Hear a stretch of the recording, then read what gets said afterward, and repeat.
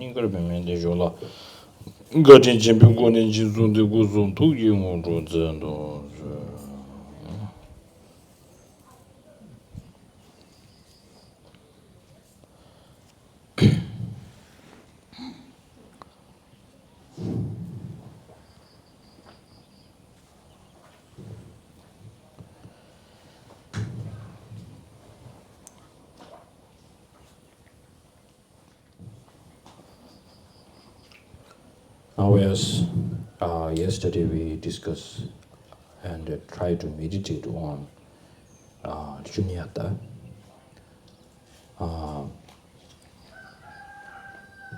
With such a limited information that I can offer you, and also you have so much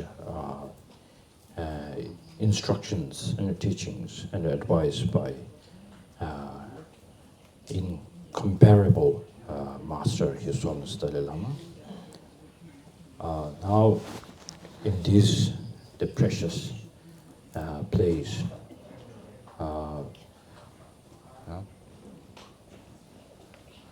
in this precious place that we can sit down together and try to meditate, recalling our Guru's instruction in this beautiful place is something, if you could appreciate. This is such a great moment in our life, because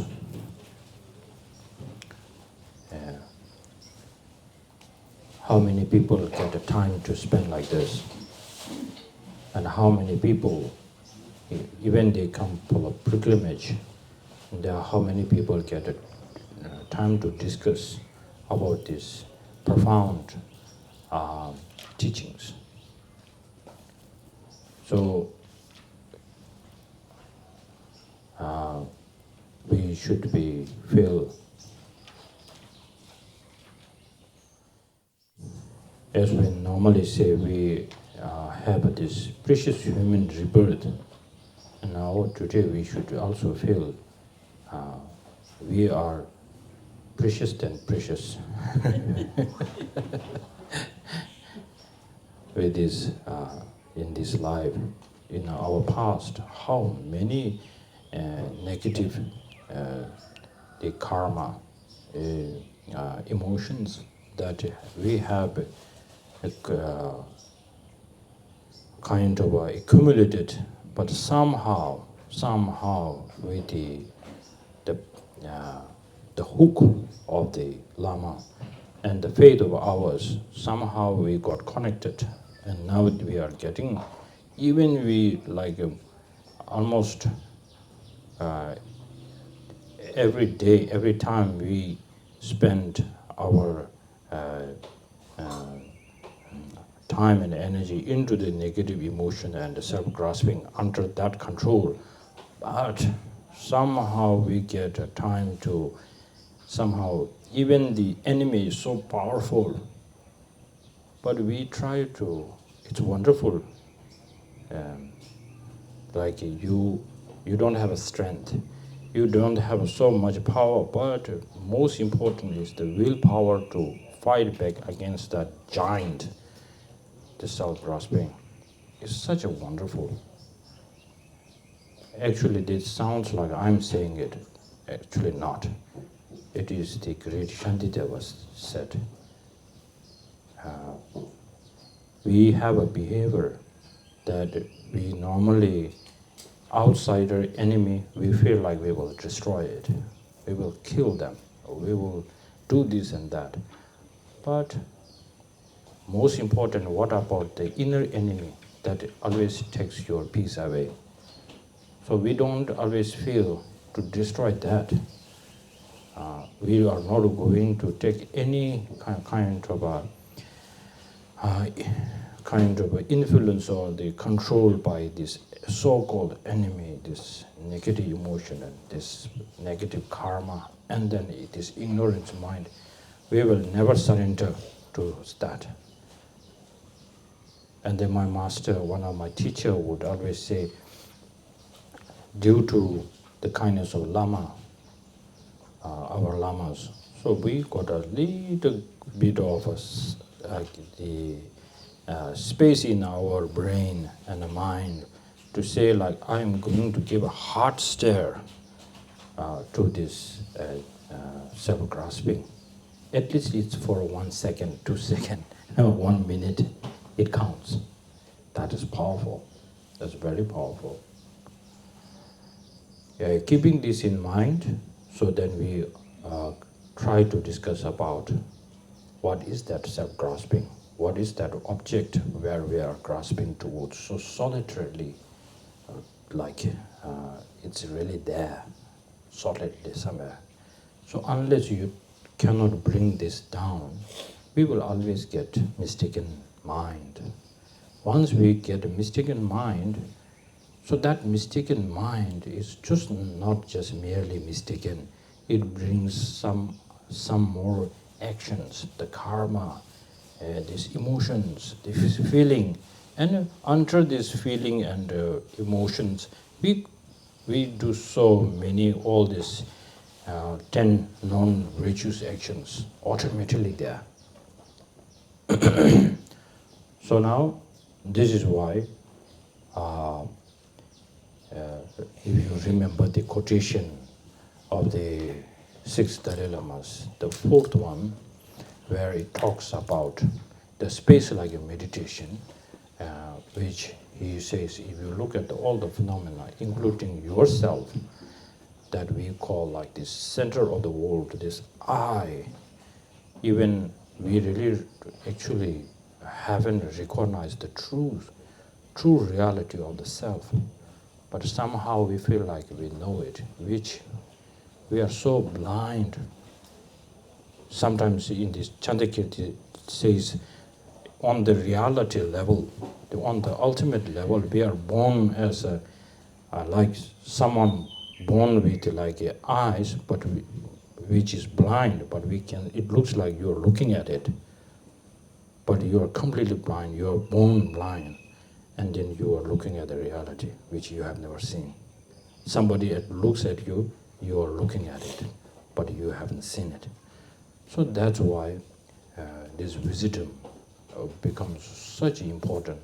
That's why Chandakirti says, when we practice the sixth perfection, the wisdom is like the leader, the guide, which has the eyes, and the remaining, the five are the brothers who are blind.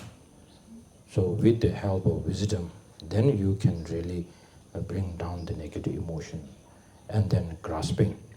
Otherwise, how much you practice, patience is good, shamatha is good, concentration is good, and then generosity is perfect. But you don't have wisdom, and there's no way to fight against what really is controlling us. So that's something that we need to keep in mind with this motivation. So now, the only, that's why I always say only. There is only one. If the whole world is getting into fire, and here we can talk about water, the fruit. If there is one emergency exit, only one. So that's Buddha himself, it's a gochi, shigo niba meba. So there's no second door. The only one door is through the ultimate, knowing the ultimate truth only. So, and then once you don't recognize the true reality of the I, nature of the I, the true existence of that I, and then how much you practice, it brings so much kind of merit. Oh, you will enjoy that a lot in the future, but you haven't built any kind of weapon to bring down this, tear down this grasping. So we really need to do that. So then, yesterday we tried to meditate on the true nature of the I, where normally when we say I, then somehow from the five aggregates, within the five aggregates there's something. Somewhere it's staying very invisible, but it's there. But if you, through the analytical meditation, if you analyze, then you will feel like It should be there. It should be in the mind. It should be within the feeling. But through this research, you will come to the point saying that it does not exist somewhere within the five aggregates. So the biggest confusion is somehow you will left with the feeling it should be within within these five aggregates, because through the five aggregates you can feel that there's the I. It's similar like if you look at the mirror, where is the reflection? The reflection is in the mirror. Mirror. How do you say mirror? Mirror. So why? Because through the mirror, from all the sides from the mirror, it represents that reflection. But we are not here to not to say there is no reflection. We are here to say there's no real face which you feel. The real face does not exist in that mirror. So this way of the reflection idea, or this kind of example, becomes a number one example to bring the understanding of even things does not exist, but dependently can be there. This example, the reflection, this example becomes one of the best example for the Buddha. So Buddha, he said, I have so many examples to bring the presentation of the emptiness and the dependent origination. But if there is only one thing that I have to make one prostration towards, that's the reflection. So once this reflection, if you look at it, it's very beautiful.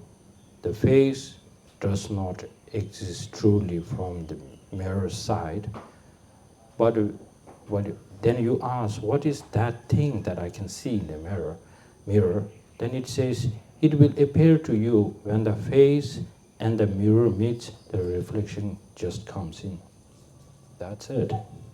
So similarly, when we say, how much you understand the things that really does not exist by its own, then more you have to have a better faith into, because the things does not exist by its own, that solely means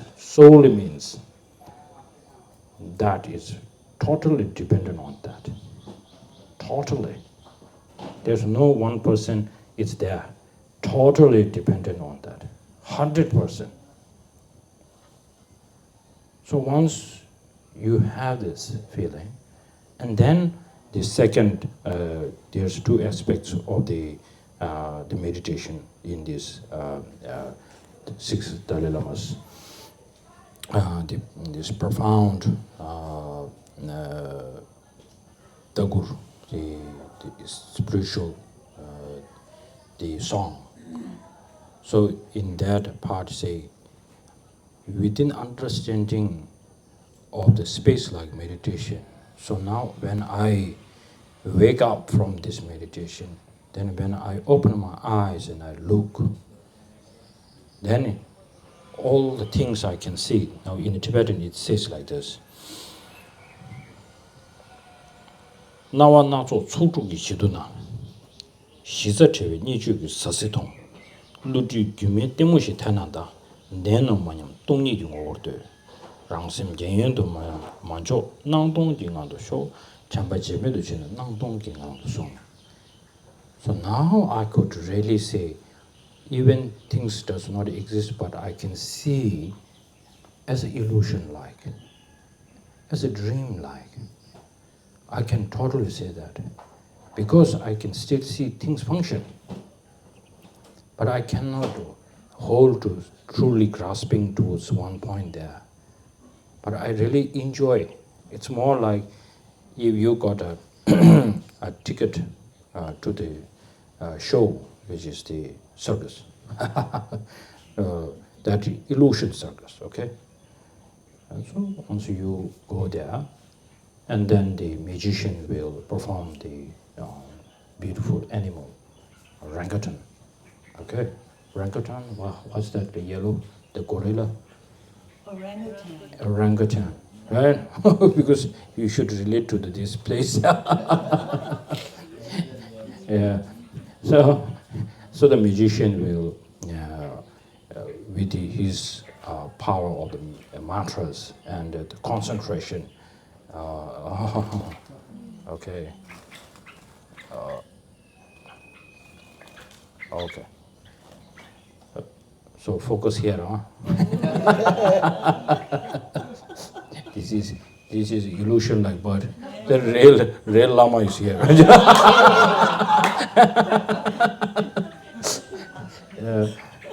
So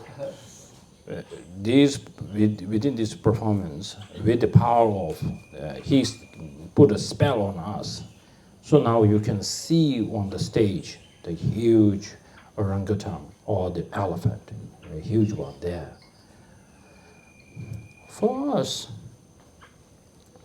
the influence of that spell, which is the ignorance mind, self-grasping, we see this elephant, the real elephant. We have also clinking and an appearance. But here in the audience, we have to see the three audience there. The one audience is like people like us, that the spell works on you. At the same time, you have the grasping, truly grasping towards that. Oh, this is a real animal. But then there's the second, the audience, who is the magician himself. The magician spell works on him. And then this is how he sees this big animal in front of him, and he does not have a grasping. He knows that because he has seen the absence, the emptiness of the object, the elephant. So, but he sees, but he has the only appearance, the appearance of this animal only. So that's the Arya's way of looking into the phenomena and the self. So that's why he has no, due to not having grasping, he might not cry and have so much emotions. Like in the audience, they have so much emotions going on. He has much less emotions there. So right now we are focusing on that in this sentence, saying, now I have seen the emptiness of the phenomena everywhere, including myself, and now I can see all the things that it looks like it's more like now the performing the magician performing arts. I only see something like that now. So this is the more focus at the time of the post-meditation. In Tibetan we call Jetop. So this is the one. So now it is very wonderful. I wanted to bring this third audience, which will surprise you because it surprised me too. The third audience is the Buddha. In the audience, somehow Buddha got a ticket. So Buddha was there. And now when he looks at this performance, he sees, it's very unique, he sees what? Not the elephant. There's no appearance at all. The absence, of course, that's the reality. Absence of the elephant. He sees how things really are, but not extra, nothing. Now, I ask this question a lot to myself. And then when we talk about now two truths, Buddha has seen the ultimate truth. Buddha is always staying on the meditation equipoise. He does not have, that's the one hint. There's no, the Buddha's post-meditation, it's not like the same post-meditation like he's not meditating and he came out from that meditation, not like that. Yeah. So now we also, in the monastery, we debate how the Buddha sees reality, especially the conventional truth. That is a huge discussion. Somebody says Buddha does not see the directly elephant in the performing art, but he sees what you see. That doesn't really catches my mind, because then we will lose the faith in reality. Because if the things really exist, okay, I'm not talking about truly existent by inherent existence, but then we will lose the faith in the reality. We will lose the faith in the law of causality. We will lose faith in Buddha himself. So this is something I did a bit of research. One of the hint that I got so far, one you can find in the Tantra, which we don't need to discuss here. One we can find in the Heart Sutra.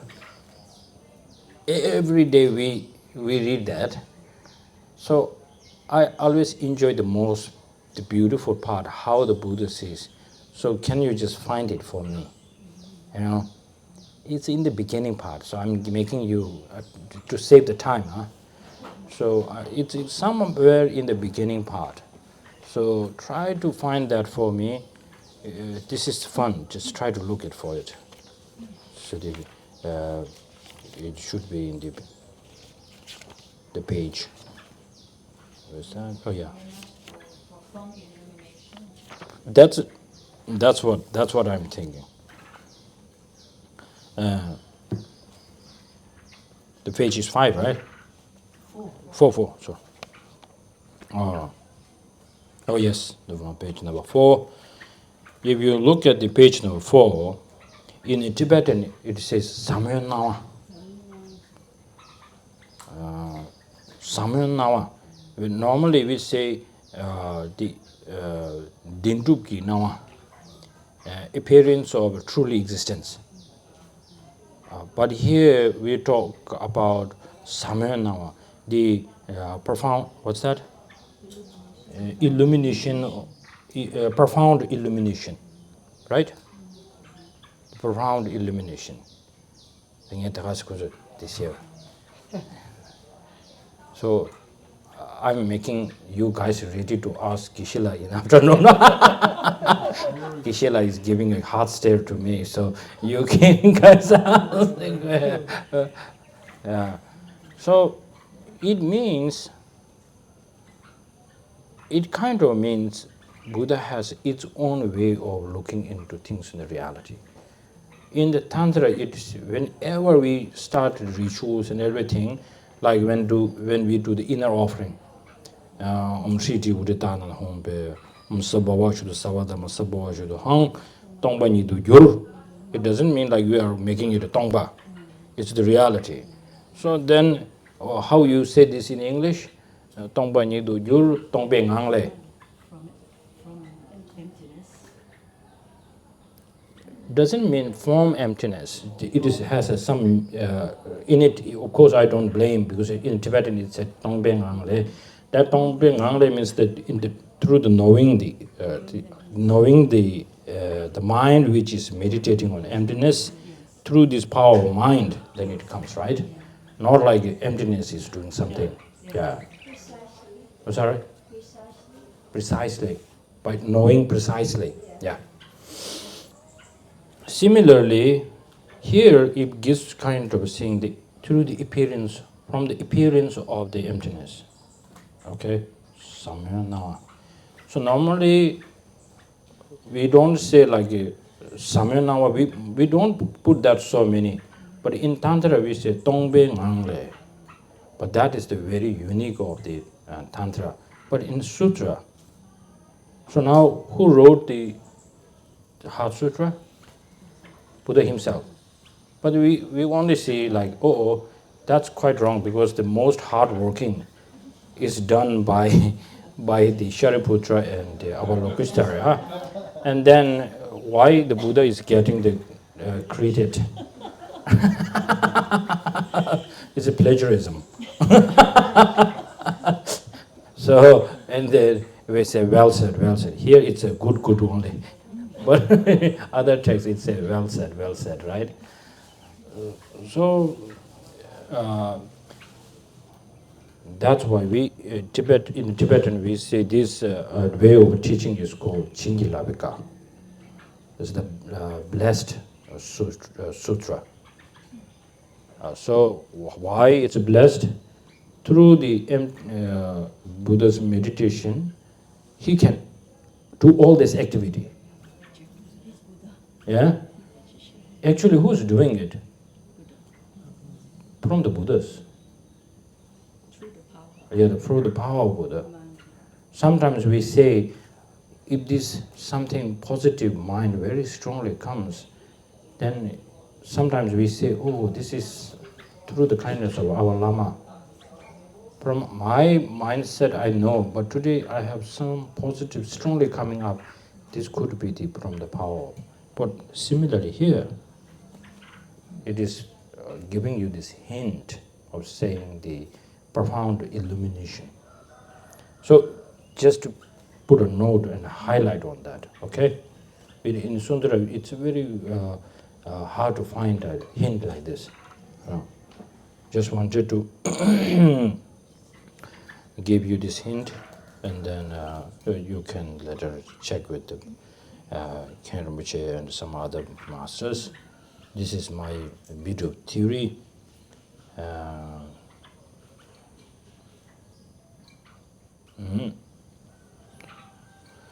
So now for a few minutes we meditate here. How do we meditate? So this is two ways. The one we have meditated yesterday, things does not exist by its own, full stop. That we meditate. But now today's meditation is a bit different. It's also the part of the meditation on a space-like meditation, but it is a little different. So now feel, even we don't have this, the real understanding of the shunyata, but we just somehow we, with the contrived feeling, we try to see that me, most important, I, the object, the perceiver. Perceiver? How do you say it? Perceiver, me, most important. That I, there's nothing that everything it represents me, that's not me. But then what is that me? Normally we feel like without any kind of doubt, you feel like there's me, like that. But then you just stay on that ultimate way of finding that truth. So you feel like there's no such thing as the true existence. Normally I feel like so solidly there, that does not appear like that at all. So you stay on that kind of reality, which is the ultimate. So yesterday we stayed on that kind of for a few minutes on this meditation. So now today, it's like now you, with this understanding, you can hear, after this meditation, you come out from this meditation and then you are seeing all the relative things, the conventional, the birds, these birds and the people around you and this beautiful place, this pilgrimage site, all this. Now, when you feel, smell, hear all these things, and then it comes to you, even things does not exist by its own, all things can function. Like this elephant and the orangutan on the platform, by the spell of the magician, still that can function. It functions. So then it is more you are now going to the having a strong faith to the dependent origination. Lama Tsongkhapa said, without understanding the without the understanding of emptiness, there's no way to understand the dependent origination. That's why when we say the first truth and second truth, two noble truths, two truths. The first one is ultimate truth, second is conventional truth. The order is, unless you don't see or have a realization a bit on the ultimate truth, how much you say conventional, relative, but still you are just saying it. You don't have a certainty on the reality of the conventional and relative. So now, yesterday part, we just felt like, oh, this contrived feeling of the ultimate truth. So now today, when you think and feel and smell and all this, you have to feel like this. Even though things does not exist by its own, it still functions. How wonderful! So we have to have this admiration towards it. Okay, so we meditated on that for a few minutes.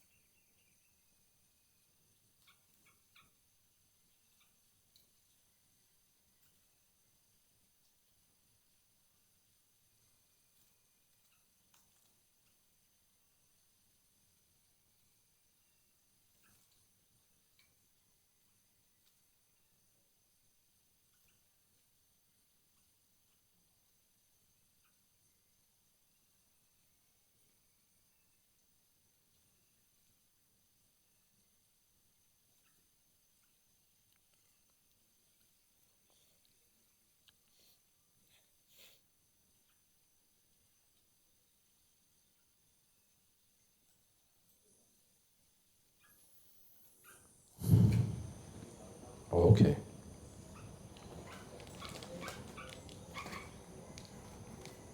Do they have a water? Okay. Now, I guess you try your best to meditate on even the things does not exist by its own, but still it functions. So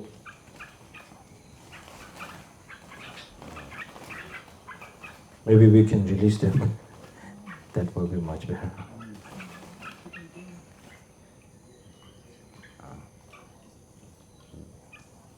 They have no mood for water. They want liberation.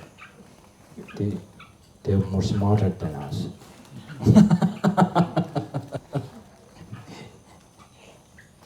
Yeah, the liberation, but again, also the Nyangro.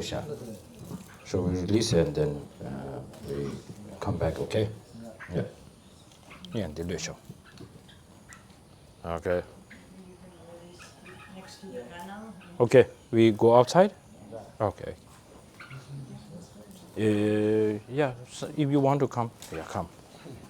The illusion works with the power of the concentration. And then mantra and so on. So it's not the same as the magic thing. So illusion is like you see this for like it 100% real, like this. There's not a tiny, you can see 1% which is not true. It's like 100%. It becomes so vivid and something that you can feel, you can touch, you can smell, you can eat, or everything. So because now this kind of illusion is not much there, so we might feel when we say illusion, then it's more like, oh, it's a fake. That kind of a mindset could be there. Then if you say right after the emptiness, oh, it is everything is an illusion, like you might say, oh, it's everything fake. That's the danger. So illusion means it, even in the dream state, even in the real state, you can experience everything. It's like a dream. La, It's like a dream. miram nashi mare. Duma se tila chesanga zayada nga da tsangwa gugduwa. Tandi tiringasan tuzu la da tingi zingi nuba da nga nuba tuzu gyugurwa chesanga duma se di halam shekawara rwana. Chesanga di nzu namsha jundu di kunzor nye di la gugurwa. Chesanga chodamju duma na shiris la du zambe namsha jundu duma ki pedi yagushi hamago. Zuma re se koshin. 아주 간 최담지 주말에서는 최담지 주말에서 남선 타주루와 어디 말에서 안주 피기 코랑은 디 맵이 있나야 차와상만 제로야지 랑부지 메디 코랑 무슨이 보면은 랑부지 차와 차상 통돼야지 소다 차상 통돼야지 이내 담보 랑부 친이 버지 되어서는 고민도 세 시와 어디로 왔다 되시 어디. So this is quite important. You need to keep in your mind. So it is not to, when you say things are like illusion, like it's not to say it's like a fake, a duplicate, not like that. First copy, not like that. That's why the great masters, when they see things are illusion like, then with such having a great faith in the dependent origination, the conventional truth, they go much more faith. So they say emptiness shouldn't harm dependent origination, because emptiness should bring more understanding on dependent origination or law of causality. It's not a contradiction. it's a complementary. We always say that.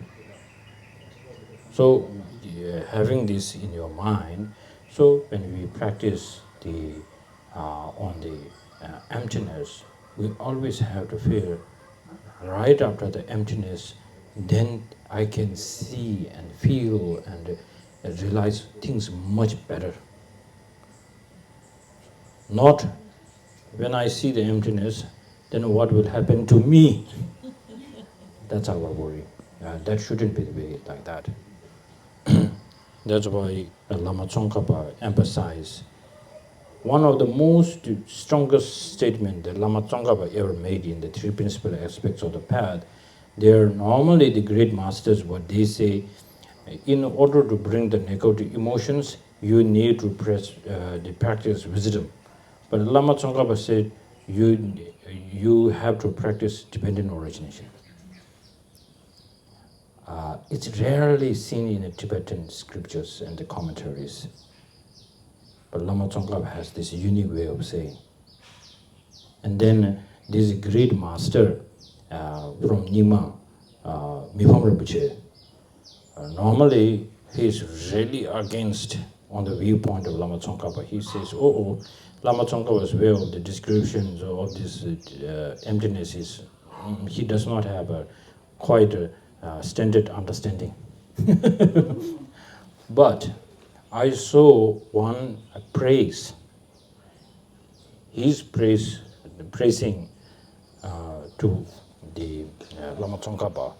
Incredible. He says, right after you make a statement and then you make such a profound teaching on emptiness, through the teachings of the dependent origination who can lead us to the fully enlightenment, you are the only one. This is the praise from Mipham Rinpoche to Lama Tsongkhapa. So these great masters, even they might bring some kind of contradictions to exercise our mind. But we just live, there's a contradiction. But they really know how to bring all together. So, one time during the pandemic, I got an opportunity to ask His Holiness Dalai Lama through online a question about the practice. So one of my question is this one. Because the emptiness and then the truly existence are direct contradiction. But dependent origination is not a direct contradiction. So how that can bring down the self-grasping? And then His Holiness said, this is normal, it's nothing new. I felt like I'm asking some unique question. But then he said, normally this is what I always teach. So if you really wanted to have a good understanding of to bring down the negative emotion, you need to practice the dependent origination. What's happening? It's good? Catch cold, not me, this one. Yeah. So, keeping this in your mind now, and now we need to, each and every time when we meditate on this emptiness, we need to meditate like the profound illumination. Not to just to seize the negativity, the self-grasping only, but then you need to connect better. Many practice we don't want to do is, looks like to bring down the self-grasping, I can practice the emptiness, but then once everything I see as empty, then what's the fun? Then I think many of us stop practicing. Because, yeah, once we reach there, you don't have any plan, then what? So it's not like that. So it is the same. We should keep this in mind through the understanding of the profound illumination. We can relate to the second truth, which is the conventional truth, much better. Because I think I can make a statement here. We never are experiencing the conventional truth. We say we hear, feel all these things, we might feel like, oh, I have an understanding on conventional truth. No. So now we are so blind on the true truths. So in order to have the strong understanding on the conventional truth, then unless we don't have a quite understanding of the ultimate truth, and then there's no other way. So keep this. Okay. Thank you. Thank you.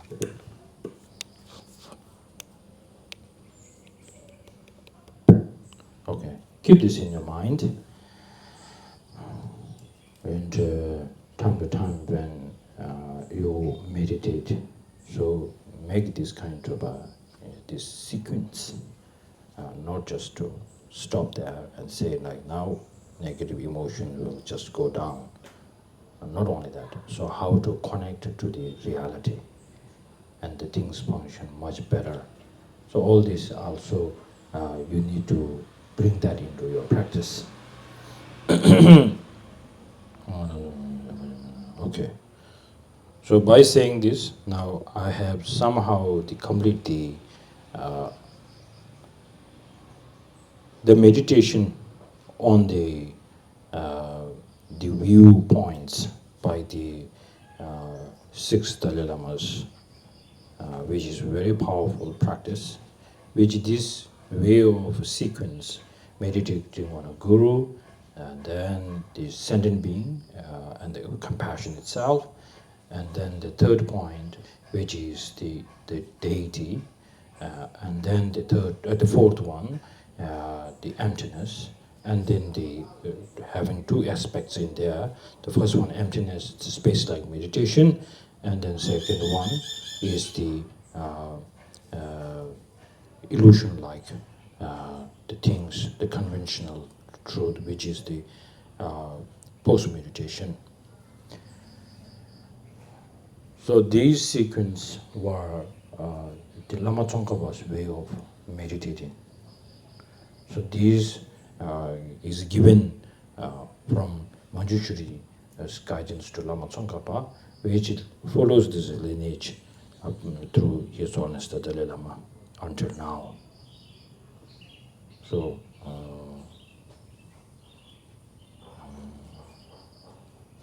and then here His Sixth Dalai Lama says this. This is where Lama Tsongkhapa himself is giving these teachings to the students. So I am so happy to share this with you, people who have some kind of a connection with Lama Tsongkhapa, and then may you will always get that kind of a imprint, and which you can ripen that as soon as possible by from Shakyi Gelong, the bhikshu, the follower of Buddha, Losang Gesang Gyatso. So this is the teaching where it's coming from. Okay.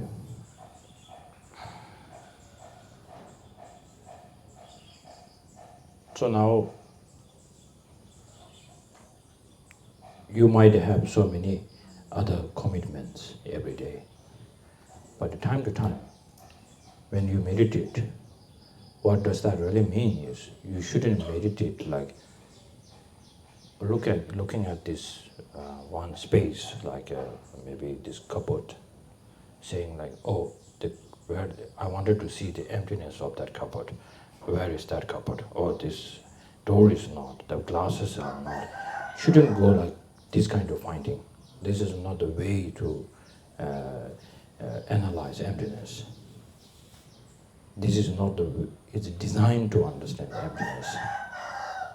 It's not a, the emptiness is not a business of just merely scientific, ordinary scientific research.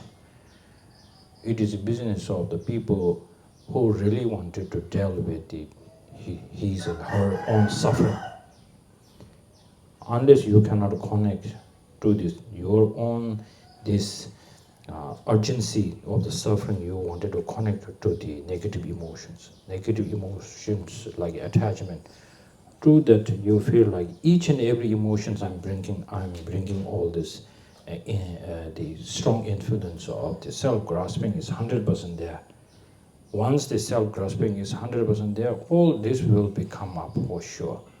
So I wanted to bring down this self-grasping, then you need to see whether this is a mistaken mind or not. So once you feel like this is really mistaken mind, this is my real enemy, here is the biggest milestone of your life.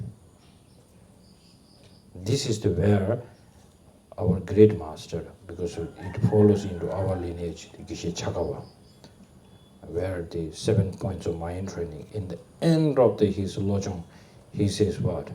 Now I have come to realize that to how to eliminate this self-grasping.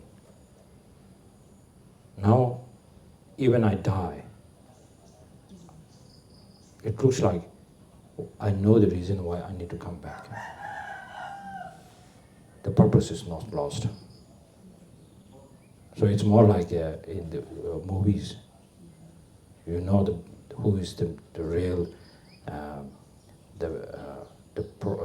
what is that, antagonist. And then now there will be the second episode. That's it. So that's why he says, now even I die, I have no regrets. So do you see in your life, sometimes we need to make like, for all sentient beings, I wanted to become a Buddha. Perfect prayer. But sometimes it's a bit hard, it's too much. Even it's so good, what can be better than that? But it's too far to reach just like that. And then you just come back a little bit, so just like, wish I can do it.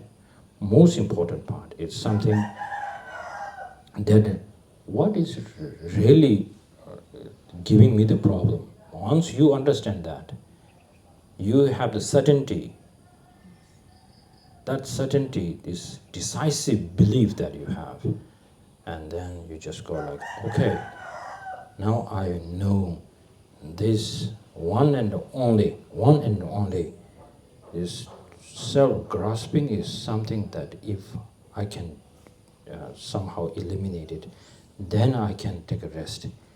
Who says this? No, I'm just copying everything. But most important, His Holiness says that. He says when he received this teaching on emptiness, then he said, wow, once I realize this, I'm going to sleep forever.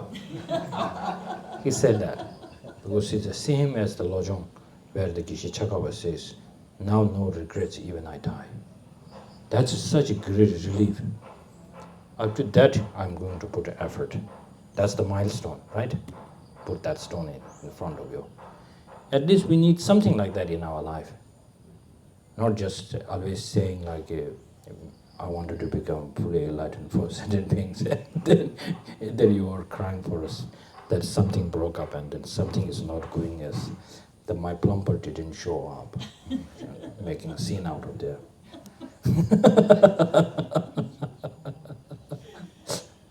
Yeah, just sharing these thoughts with you in this holy place.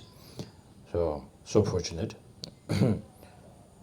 Okay, so we might need now coffee now. Huh? It's 10, so perfect. So thank you very much. So today when we go back after lunch at 3, I will do I will do the maybe question and answer or something to cover up a bit more on that, and then after that 4:30 after the tea break, Ken Rinpoche accepted to give the question and answer and share his thoughts. Thank you, Ken Rinpoche, for accepting this. Then Ken Rinpoche will leave tomorrow morning with the Sringa, right? Quite early morning. 10 o'clock, you said? 11. 11, number prayer, ba? Oh, so they will probably leave around 8. So tomorrow we come back, and then we will take the aspiration bodhicitta together, okay? Together to because we always hear Adisha went to Siling and he didn't come empty-handed. So we really don't want to go empty-handed. So that doesn't mean we are carrying something physical from the Indonesia. We wanted to take the energy, and the most beautiful energy is that the bond between the Silingpa and Adisha, which is the bodhicitta. So we wanted to have that kind of a feeling, and then we kind of put the energy together. So tomorrow we will do that. So that's the now tomorrow is the last day, isn't it? Okay, thank you. Let's have a coffee. Okay. Shangju Semjo Rembo Che Maje Banam Jejo. Ya Nyamba Me Ba Yang Ai Gong Ne Gong Do Be Ba Sho Shangju Semjo Rembo Che Maje Banam Jejo Je. Ya Nyamba Me Ba Yang Gong Ne Gong Do Be Ba Sho Shangju Semjo Rembo Che Maje Banam Jejo Je. Before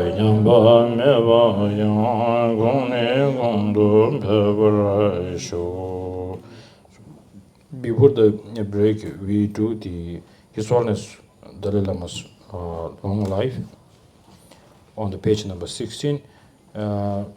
아주 벽에 나니바 인지 잡주가 고난소. 인지 여기를 고난소야. right?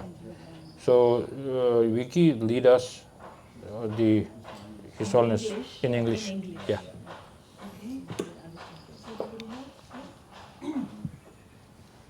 Om Swasti. Magical dance of the infinite conqueror's 3 secrets, all appearing in such ways as tame, wish-granting gems, source of all the worlds and nirvana's goodness, assemblies of kind, directed lineage gurus. To you we make request with intense longing. Grant inspiration that Tenzin Gyatso, Lord of the land of snows, may live unending and his aims be achieved for themselves. Dustless apparitions of great bliss wisdom, acting like clouds in all Dharmadhatu sky, appearing as countless supporting and supported mandalas, all new assemblies of Yidam deities. To you we make request with intense longing. Grant inspiration that Tenzin Gyatso, Lord of the land of snow, may live 100 eons, unending, and his aims be achieved of themselves. Abandonments and realizations complete, you help with perpetual play of the light of your actions in oceans of samsaric worlds, O 10-powered ones, gods of gods, all you infinite conquerors of the 3 times. To you we make request with intense longing. Grant inspiration that Tenzin Gyatso, Lord of the land of snow, may live 100 eons, unending, and his aims be achieved of themselves. Liberating truly from the 3